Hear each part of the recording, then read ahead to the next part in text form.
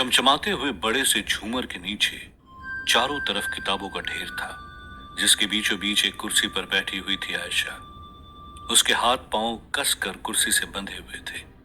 बेबस निगाहों से वो इधर उधर देख रही थी, पर आर्यन उसे कहीं दिखाई नहीं दे रहा था। दिखाई देता भी कैसे? आर्यन तो दूसरे कमरे में कांच की बनी दीवार के पीछे था। आयशा उसे देख नहीं सकती थी, पर आर्यन उसे साफ साफ देख पा रहा था। आयशा को इतना बेबस देख आर्यन के चेहरे पर अजीब सी शैतानी हंसी थी, और इसी हंसी के साथ आर्यन ने किसी को फोन पर कहा, हेलो, जो आपको चाहिए था मुझे उसे हासिल करने की दिशा मिल गई है। हाँ हाँ, बिल्कुल वैसी ही कमर है, लचीला बदन और भला की खूबसूरत है। इतनी कीमती चीज चाहिए तो उसकी सही कीमत लेकर सीधे मेरे घर चले आई। फोन रखते ही आर्यन का चेहरा खुशी से चमक उठा। आर्यन ने मन ही मन सोचा, आयशा तुम मेरे लिए कितनी बेशकीमती साबित होगी, मैंने कभी नहीं सोचा था। बेचारा राहुल इस वक्त तेरी चिंता में पागल हुआ जा रहा होगा। हाँ, राहुल चिंता में परेशान था, पर आयशा की नहीं बल्कि चंद्रवंशियों की सलामती की चिंता उसे अंदर ही अंदर खाए जा रही थी। राहुल को यह एहसास भी नहीं था कि इस चांद के टुकड़े को पाने के लिए अगर मास्टर को आज हजारों लाशें भी गिरानी पड़ी तो वो पीछे नहीं हटेगा। राहुल की निडरता देख लेखा की नजरों में राहुल के लिए इज्जत और बढ़ गई थी। राहुल का खुद को कबीले का राजा घोषित करने का एक मतलब ये भी था कि राहुल ने बिना कहे लेखा से शादी करने के लिए हामी भर दी थी। पर इन सब बातों से मास्टर को कोई फर्क नहीं पड़ता था। मास्टर की आंखों में गुस्सा और चेहरे पर हैवानियत साफ झलक रही थी। फिर भी मास्टर ने अपने ही मस्खरे अंदाज में राहुल से कहा, तू तो समझदार है ना, ला ला मुझे वो चांद का टुकड़ा दे दे, मैं चुपचाप यहाँ से चला जाऊंगा। सरिता ने मास्टर पर चिल्लाते हुए कहा, जब तक एक भी चंद्रवंशी जिंदा है तुम्हें वो चांद का टुकड़ा नहीं मिलेगा। मास्टर ने मुस्कुराते हुए कहा, तो ठीक है, जब मार कर ही मुझे वो हासिल होगा तो किलिंग शुरू करता हूं ना। मास्टर ने हवा में उड़ते हुए अपने एक इशारे से पूरे इलाके को काले घने बादलों से ढक दिया था, पर राहुल इन सब से एक तिनका भी भयभीत नहीं था। उसने मास्टर को चुनौती देते हुए कहा, मास्टर, अब एक भी चंद्रवंशी की लाश नहीं गिरेगी। राहुल ने आगे बढ़ते हुए अपनी सेना के जख्मी चंद्रवंशी योद्धाओं की तरफ देखकर उन योद्धाओं से कहा, ये चंद्रवंशी कबीला इसलिए महान है क्योंकि यहाँ का हर योद्धा महान है। क्या अपने कबीले की शान में तुम इसके सामने घुटने टेक दोगे? राहुल चंद्रवंशी के अंदर उम्मीद की रोशनी जगा रहा था कि तभी पीछे से मास्टर ने ताली बजाते हुए कहा, ओहो राहुल, तुम्हें तो नेता बनना चाहिए। जरा इनकी हालत देखो, ये टूटे फूटे लोग खड़े होंगे तुम्हारे लिए। पर मास्टर गलत था। अपने राजा की आज्ञा का पालन करते हुए हर जख्मी चंद्रवंशी दोबारा अपने कबीले की रक्षा करने के लिए खड़ा हो गया था। मास्टर भी ये देखकर हैरान था, और फिर मास्टर ने वो किया जिसका अंदाजा वहां मौजूद किसी भी चंद्रवंशी को नहीं था। मास्टर ने अपना दायां हाथ पीछे ले जाते हुए कहा, नए राजा से इतना प्यार, तो अपने पुराने राजा को ठीक से टाटा बाय बाय तो कह दो। और अचानक से मास्टर ने पुष्कर का कटा हुआ सर ठीक सरिता के सामने जमीन पर फेंक दिया। अपने पति का सर देखकर सरिता डर कर जोर से चीख पड़ी। सरिता की दर्द भरी चीख रेगिस्तान में गूंज उठी। गूंज तो उस हवेली में आर्यन का नाम भी रहा था, जब आयशा जोर जोर से आर्यन का नाम लेकर उसे पुकार रही थी। आर्यन, आर्यन कहां हो तुम? आर्यन! आईने के पीछे खड़ा आर्यन खुशी को छुपाते हुए जैसे ही आयशा के सामने पहुंचा, आयशा उस पर चिल्लाने लगी, आर्यन, तुम कहां चले जाते हो मुझे अकेला छोड़कर? अब कितनी देर और मुझे इस रस्सी से बांधे रखोगे? कुछ बताओगे भी कि आखिर प्लान क्या है तुम्हारा? आर्यन ने कुछ कहने से पहले बड़ी चालाकी से कैमरा के ऊपर हाथ रख दिया था और आयशा के सामने बैठकर कहा, आयशा, ये सब मैं तुम्हारे लिए तो कर रहा हूं। तुम्हें चाहिए ना अपना राहुल वापस? हाँ, तो थोड़ा दर्द तो सहना पड़ेगा ना। लो तुम ये पानी पियो। आर्यन अपने हाथों से आयशा को पानी पिलाते ही उसके मुंह पर टेप लगा देता है। आयशा हैरान होकर अपनी आंखों से आर्यन को टेप हटाने का इशारा करती है और आर्यन कहता है, सॉरी आयशा, जितना असली ये सब कुछ लगेगा उतना ही जल्दी तुम्हारा राहुल यहाँ तुम्हारी चिंता में भागा चला आएगा। आयशा कुछ कह नहीं पा रही थी, पर अब उसे भी डर लगने लगा था। जिस इतिहास के प्रोफेसर पर आयशा ने भरोसा कर उसे सब कुछ बता दिया था, वो अब अलग ही रंग दिखा रहा था।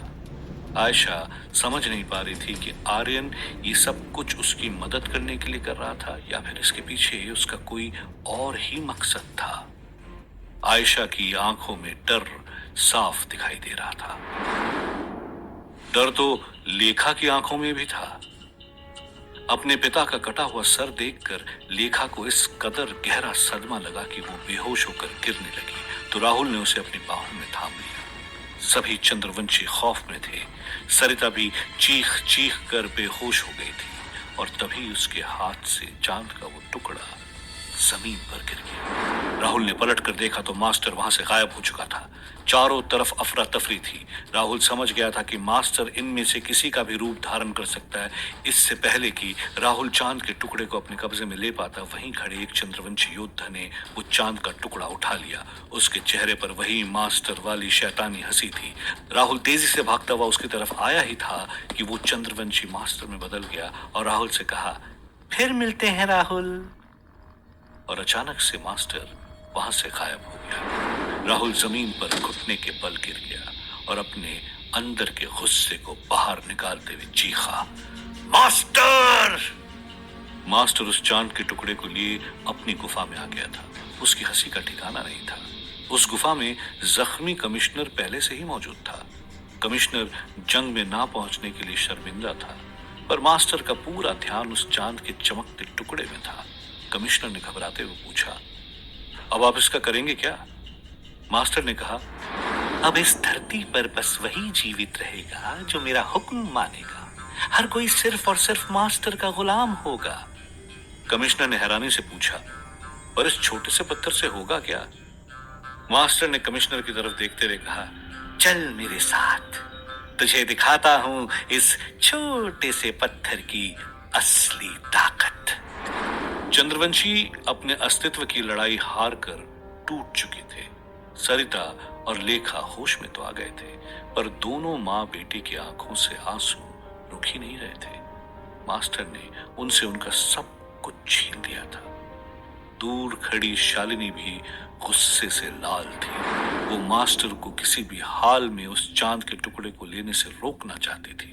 राहुल परेशान था, पर बाकियों की तरह उसने हार नहीं मानी थी। राहुल अब भी सोच रहा था कि कोई तो रास्ता होगा मास्टर से उस चांद के टुकड़े को वापस हासिल करने का। राहुल को इस तरह सोच में डूबे हुए देखकर शालिनी ने चिल्लाते हुए कहा, अब कोई रास्ता नहीं बचा है राहुल, हम हार गए हैं, मास्टर जीत गया है। तभी पीछे से एक आवाज आई, मास्टर जीता नहीं है। राहुल और शालिनी ने पलटकर देखा तो सरिता उनके पीछे खड़ी थी। सरिता ने वहां मौजूद सभी को संबोधित करते हुए कहा, हां, तुम सब सुन लो, इस जंग में हमने अपनों को खोया है, पर मास्टर ने जिसे पाने के लिए ये जंग की थी वो उसे हासिल नहीं कर पाया। राहुल ने चौंकते हुए कहा, पर मैंने अपनी आंखों से देखा है मास्टर को उस चांद के टुकड़े को ले जाते हुए। सरिता ने कहा, जो चीज दी या छीनी नहीं जा सकती उसकी कोई कीमत नहीं होती। इस बात का मास्टर को भी जल्द ही पता चल जाएगा। मास्टर हवा में समुद्र के किनारे उड़ रहा था। कमिश्नर भी उसके पीछे था। वो समझ नहीं पा रहा था कि मास्टर आखिर करना क्या चाहता है। तभी मास्टर समुद्र के किनारे जमीन पर उतरा। किनारे के चारों तरफ सन्नाटा था। हवा में अजीब सी शांति थी। मास्टर ने हंसते हुए कमिश्नर से कहा, ये तूफान से आने के पहले का सन्नाटा है। इस जमीन को अच्छे से देख ले कमिश्नर, क्योंकि आज के बाद ये सारी जमीन पानी से ढक जाएगी। इस दुनिया का सुनामी में बहने का वक्त आ गया है। ये कहते हुए मास्टर ने उस चांद के टुकड़े को हवा में उठाकर समुद्र में चल रही लहरों की तरफ चीखते हुए कहा, मैं हुक्म देता हूं, अपनी ताकतवर लहरों से मिटा दे जमीन पर हर इंसान को, हर उस शहर को जहां लोगों में जीने की आस है। कमिश्नर को यकीन नहीं हो रहा था कि मास्टर सच में इस पृथ्वी का विनाश करना चाहता है, पर साथ ही वो हैरान था कि मास्टर के कई बार पुकारने पर भी लहरें कोई प्रतिक्रिया नहीं दे रही थी। दूसरी तरफ सरिता अपनी बुलंद आवाज में कह रही थी, मास्टर जितनी चाहे कोशिश कर ले, वो चांद का टुकड़ा अब उसके किसी काम का नहीं है। वो पत्थर तभी काम करता है जब या तो उसे दान दिया जाए या जंग में उसे जीतकर हासिल किया जाए। पर मास्टर ने तो छल से उसे हासिल किया था। अब तक उसे भी पता चल चुका होगा कि जिस चांद के टुकड़े को उसने चुराया है वो उसके किसी काम का नहीं। ये सुनकर वहां मौजूद सभी लोगों में शालिनी सबसे ज्यादा खुश थी, और हो भी क्यों ना, आखिर उसे एक और मौका मिल गया था मास्टर को रोकने का। मास्टर रुकने के लिए तैयार नहीं था, लेकिन अब तक वो भी समझ चुका था कि उसने चांद के टुकड़े को चुराया था। वो कुछ भी काम नहीं कर रहा था। उसकी आंखों में गुस्सा था, जीत कर भी हारने का। जिस चांद के टुकड़े को हासिल करने के लिए मास्टर ने क्या कुछ नहीं किया, अब वो उसके किसी काम का नहीं था। शक्तियां होने के बाद भी मास्टर हार गया था, और एक आम इंसान राहुल हार कर भी जीत गया था। कमिश्नर ने हिम्मत करके मास्टर से पूछा, अब हम क्या करेंगे? मास्टर ने खुद को शांत करते हुए कहा, लगता है ये पत्थर ने भी अपना रूप बदल लिया है, और शायद असली पत्थर अभी भी मेरे हाथ लगना बाकी है। कोई बात नहीं, मैं उसे हासिल किए बिना चुप नहीं बैठूंगा, पर इस बार बल से नहीं, अकल से काम लेना होगा। कुछ ऐसा करना होगा कि राहुल खुद मुझे चांद का टुकड़ा ला कर दे। चंद्रवंशियों ने खुले आसमां के नीचे ही टेंट लगाकर जख्मी लोगों का उपचार करना शुरू कर दिया था। सरिता की बातों ने राहुल के अंदर उम्मीद जगा दी थी। राहुल को लगा कि अब तो चांद का टुकड़ा बस एक पत्थर में बदल गया, तो चंद्रवंशियों पर अब कोई खतरा नहीं होगा। पर राहुल गलत था। सरिता राहुल और लेखा को एक खाली टेंट के अंदर ले गई। सरिता ने कहा, भले ही मास्टर के पास चांद का जो टुकड़ा था वो पत्थर बन गया था, पर ये चंद्रवंशियों की जिम्मेदारी थी कि वो अपनी शक्तियों से दूसरे चांद के टुकड़े को इस दुनिया में लाए। पर राहुल ने सरिता का विरोध करते हुए कहा, ऐसी शक्ति की जरूरत ही क्या है जिसे पाने के लिए लोग एक दूसरे की जान के दुश्मन बन जाएं। सरिता ने राहुल को समझाया, जिस तरह बुरी शक्तियां इस दुनिया में है, उसी तरह अच्छी शक्तियों का होना भी जरूरी है, तभी प्रकृति का संतुलन बन सकता है। पर कोई भी पत्थर चांद का टुकड़ा तभी बन सकता है जब एक चंद्रवंशी राजा उस विधि को पूरा करे। राहुल जानता था कि उसने भले ही खुद को चंद्रवंशियों का राजा घोषित कर दिया था, पर बिना लेखा से शादी किए वो औपचारिक रूप से राजा नहीं बन सकता था। सरिता ने राहुल और लेखा से कहा, तुम दोनों को आज ही शादी करके उस चांद के टुकड़े को दोबारा जीवित करना होगा। राहुल ने लेखा और सरिता के सामने हामी तो भरी, पर वो फौरन उस टेंट से बाहर आ गया। राहुल की आंखें नम थी। वो आयशा को कभी धोखा नहीं देना चाहता था। उसे आयशा से किया हर वादा, आयशा के साथ बिताए हर पल याद आ रहे थे। पर अब उसके पास लेखा से शादी करने के अलावा और कोई चारा नहीं बचा था। राहुल आयशा की यादों में गुम था कि तभी शालिनी दौड़ते हुए राहुल के पास आई और उसे फोन पर एक वीडियो दिखाते हुए कहा, ये देखो, ये वीडियो अभी मैंने सोशल मीडिया पर देखा। वो वीडियो देखकर राहुल तंग रह गया था। ये वही वीडियो था जो आर्यन ने आयशा को कुर्सी पर बांध कर बनाया था। उस वीडियो में आयशा बेबस और लाचार लग रही थी और चिल्ला रही थी, राहुल, राहुल तुम जहां भी हो प्लीज मुझे बचा लो, मुझे इस दरिंदे से बचा लो राहुल। आयशा को इस हाल में देखकर राहुल गुस्से से लाल हो गया। शालिनी ने राहुल से कहा, मैंने अपने खबरियों से इस जगह का पता कर लिया है।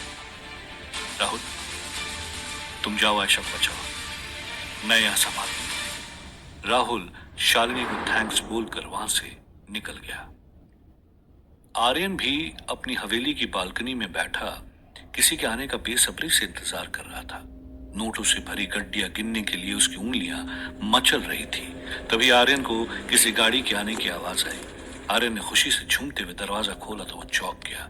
राहुल ठीक उसके सामने खड़ा था। राहुल ने आर्यन की गर्दन पकड़कर उसे अंदर धकेला।